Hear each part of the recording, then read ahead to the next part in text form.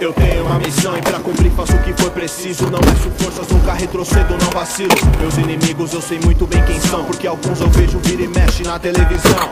Desse jeito eu acho mais fácil definir quem tá certo e quem é o mais errado por aqui. E só pra conferir eu chamo o esquadrão, pelotão de elite armado e preparado pra missão.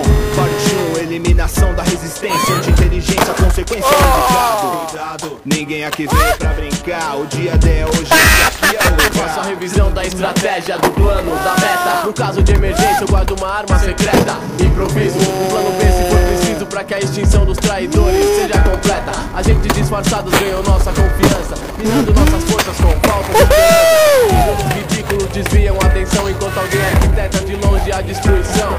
Líderes forjados com uma outra missão, manter o povo alienado e cercado, acuado e levado só pra ser manipulado, sendo sempre encaminhado pro paraíso errado.